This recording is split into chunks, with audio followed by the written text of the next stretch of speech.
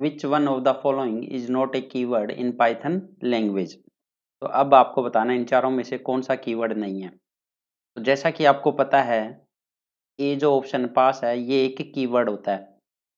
Option C एसर्ट ये भी एक कीवर्ड होता है। डी नॉन लोकल ये भी एक कीवर्ड होता है। तो यहाँ पे जो बी ऑप्शन है वो एक कीवर्ड नहीं होता, ईवेल। तो इसका आंसर क्या हो जाएगा आपका? B.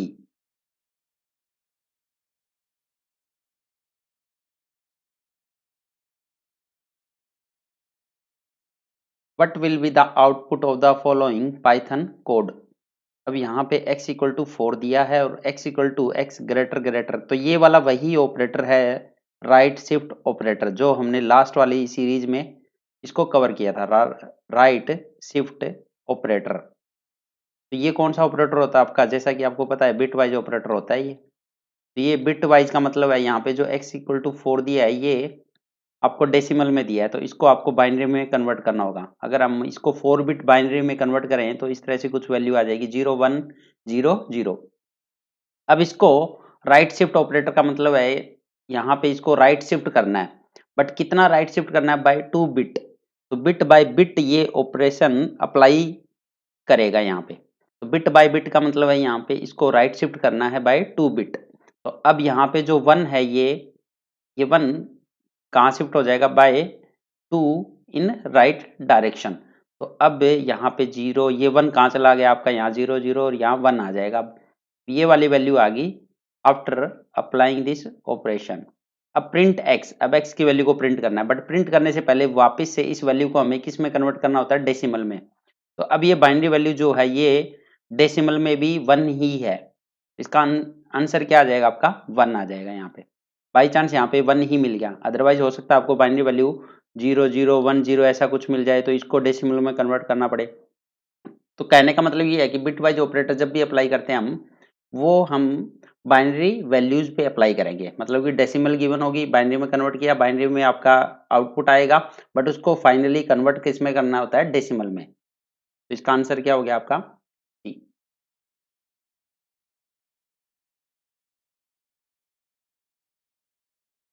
What will be the output of the following Python statement. तो यहाँ पे print a plus B C. अब a आपका एक स्ट्रिंग है क्योंकि डबल कोट्स में लिख दिया, बी सी ये भी एक स्ट्रिंग है, डबल कोट्स में लिख दिया। इन दोनों के बीच में प्लस ऑपरेटर, मतलब कि ये होता है कनकेटिनेशन। ये क्या होता है? कनकेटिनेशन। तो ये मैंने पाइथन ट्यूटोरियल में जो प्रिंट स्टेटमेंट होती है उसके अंदर ये एग्जांपल मैंने सारे ये कवर कर रखे हैं, तो आप वो वाली वीडियो देख सकते हो। प्रिंट फंक्शन जो होता है उसके अंदर मैंने पूरा पूरा ये टॉपिक कवर किया है। तो यहाँ पे दोनों ही स्ट्रिंग है, तो स्ट्रिंग के केस में क्या होता है? यहाँ पे कनकेटिनेशन हो जाएगा, मतलब कि ए के जस्ट बाद बी और सी ये अटैच हो जाएगा, इसके साथ में ऐड हो जाएगा। इसका आंसर क्या हो जाएगा आपका? ए बी सी, मतलब कि बी आंसर आ जाएगा। दोनों कनकेटिनेशन कब होता है? जब दोनों ही आपके जो वेरिएबल है या फिर ये दोनों ही सेम डाटा टाइप के होने चाहिए। मतलब सेम डाटा टाइप होगा तभी आप कनकेटिनेशन अप्लाई कर सकते हो। इसका आंसर हो जाएगा आपका B. Which of the following is not a core data type in Python programming. तो जैसा कि आपको पता है कि जो पाइथन प्रोग्रामिंग होती है उसमें डाटा टाइप कौन कौन से होते हैं। तो इसमें से टपल्स एक डाटा टाइप है, लिस्ट ये भी एक डाटा टाइप है, क्लास ये डाटा टाइप नहीं होता, डिक्शनरी ये भी एक डाटा टाइप होता है। तो यहाँ पे आंसर कौन सा आ जाएगा आपका? सी, क्लास। तो क्लास नाम का कोई भी डाटा टाइप एग्जिस्ट नहीं करता है पाइथन प्रोग्रामिंग में।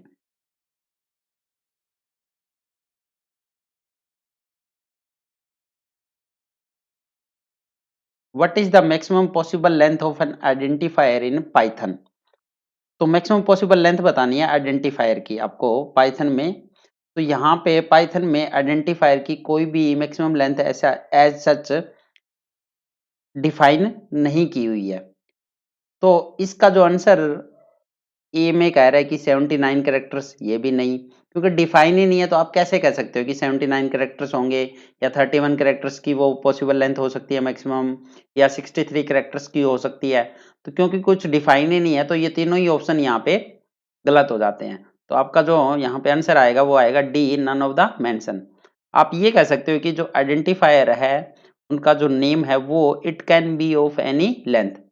तो यहाँ पे कुछ भी लेंथ हो सकती है, कोई ऐसी यहाँ पे रिस्ट्रिक्शन नहीं लगाई है कि इतने ही कैरेक्टर लेने हैं आपको। तो इसका आंसर हो जाएगा नन ऑफ मेंशन।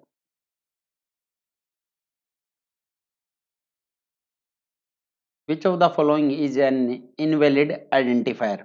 अब आपको इन चारों में से इनवैलिड आइडेंटिफायर बताना है कौन सा है। तो यहाँ पे आइडेंटिफायर कि नेम को डिफाइन करने की कुछ रूल्स होते हैं। तो वो रूल मैंने कीवर्ड्स एंड आइडेंटिफायर वाली वीडियो में बताया हुआ है, जो पाइथन ट्यूटोरियल है उसमें।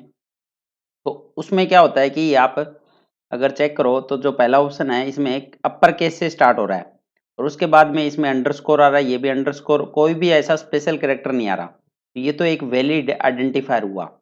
सेकंड वाला बी ऑप्शन देखें तो स्मॉल लेटर से स्टार्ट हो रहा है और इसमें 1-2 डिजिट, तो डिजिट भी आ सकते हैं, बट डिजिट के साथ में ये कंडीशन होती है कि जो डिजिट है वो स्टार्टिंग में नहीं आ सकते, बट बाद में कभी भी यूज कर सकते हो डिजिट को। तो ये सेकंड वाला भी करेक्ट है। थर्ड है अंडरस्कोर, तो अंडरस्कोर से स्टार्ट भी हो सकता है, के बाद सी एस क्लास 1-2 डिजिट बाद में भी आ सकते हैं। तो अंडरस्कोर से आइडेंटिफायर का नाम आप स्टार्ट कर सकते हो, तो इसमें भी कोई प्रॉब्लम नहीं है। फोर्थ है 1-2, तो 1 से डिजिट से कभी भी स्टार्ट कर नहीं सकते हम आइडेंटिफायर के नेम को। तो यहीं पे गड़बड़ है कि कोई भी नेम कभी भी डिजिट से स्टार्ट नहीं हो सकता। तो ये वाला जो ऑप्शन होगा वो आपका इनवैलिड आइडेंटिफायर है यहाँ पे। तो आंसर क्या हो जाएगा? D.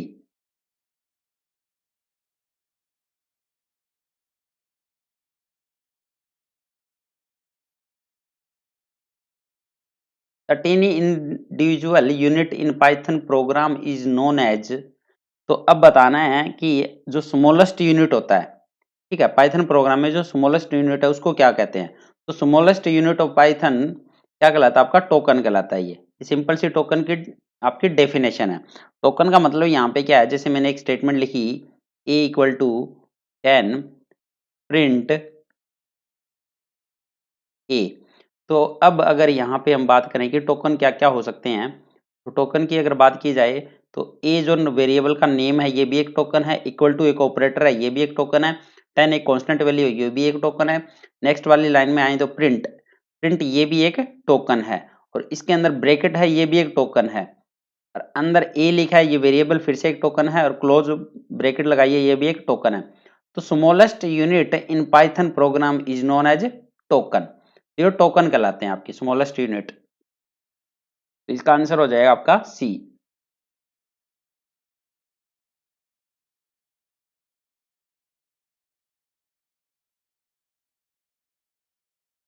Which of the following is correct statement to computer square of a variable X in Python.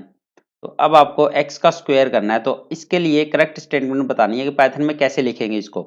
तो स्क्वायर के लिए जैसा कि एक एक्सपोनेंशियल ऑपरेटर होता है यहाँ पे डबल स्टार करके, तो इसका मतलब x डबल स्टार 2, तो ये वाली करेक्ट स्टेटमेंट मिलेगी आपको। तो पहली वाली ऑप्शन है x, ये तो गलत है, x पावर 2 ये भी गलत है, और x इंटू इंटू 2 ये वाली करेक्ट है, और ये तो फ्लोर डिवीजन है तो ये भी गलत है। तो आंसर क्या हो जाएगा आपका? सी। आंसर क्या हो गया यहाँ पे? C. Which of the statement is a correct statement. तो यहाँ पे इन चारों में से करेक्ट स्टेटमेंट बतानी है कौन सी है। तो यहाँ पे कुछ वेरिएबल लिए हुए हैं, वेरिएबल की वैल्यू यहाँ पे डिफाइन कर रखी है इन्होंने। तो पहली वाली स्टेटमेंट देखो तो एक्स वाई जेड, तो एक्स वाई जेड एक वेरिएबल है यहाँ पे, इनमें कोई स्पेस भी नहीं है, तो ये तो यहाँ पे तो सही दिख रहा है कि यहाँ पे सही है। इक्वल टू 10, बट यहाँ पे देखो 10 के बाद में इसने कोई कोमा या कुछ भी नहीं लगाया, स्पेस छोड़ दिया 100, फिर स्पेस छोड़ दिया, तो ये तो करेक्ट नहीं हुआ ना, यहीं पे गड़बड़ कर दी इसने, ठीक है। तो ये इनकरेक्ट है, पहले वाला जो ऑप्शन है वो इनकरेक्ट है।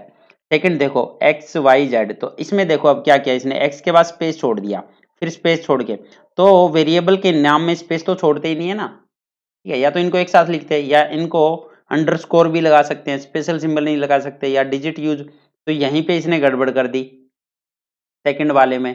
तो ये भी सेकंड वाला भी क्या हो गया? रॉन्ग। थर्ड वाला देखो x comma y comma z, तो थर्ड वाले में देखा जाए तो x के बाद कोमा वाई कोमा जेड, ये तो ठीक है, तीन वेरिएबल लिए हैं, ठीक है। तीनों में अब देखो 10 ये भी वैल्यू पहले वाले में चली जाएगी क्योंकि मल्टीपल असाइनमेंट होता है, ये वेरिएबल वाली ट्यूटोरियल जो पाइथन ट्यूटोरियल है, जो वेरिएबल वाली जो आपकी वीडियो है, उसके अंदर मैंने डिटेल में बताया मल्टीपल असाइनमेंट कैसे होता है, तो वहां से आप रेफर कर सकते हो। तो इसमें y 10 के बाद क्या है 100, तो y में क्या जाएगा आपका 100, और फिर 100 के बाद है 1000, तो z में क्या जाएगा 1000। तो ये असाइनमेंट जो है ये एक वैलिड असाइनमेंट है। तो अब ये स्टेटमेंट जो है वो एक करेक्ट स्टेटमेंट है।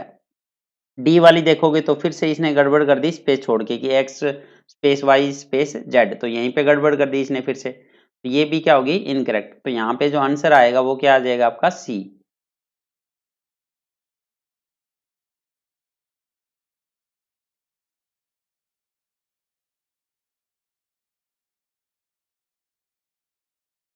Bye default the input function returns, तो बाय डिफॉल्ट इनपुट फंक्शन जो होता है वो क्या रिटर्न करता है, तो ये मैंने इनपुट फंक्शन वाली वीडियो में बताया हुआ है। तो बाय डिफॉल्ट इनपुट फंक्शन क्या रिटर्न करता है, ऑलवेज स्ट्रिंग ले, ठीक है। तो हमेशा वो स्ट्रिंग कंसीडर करेगा, जो भी इनपुट फंक्शन के थ्रू दोगे आप उसको, ठीक है, वेरिएबल या कोई वैल्यू पास कराओगे तो उसको एज ए स्ट्रिंग कंसीडर करता है वो। इसका आंसर क्या आ जाएगा आपका स्ट्रिंग।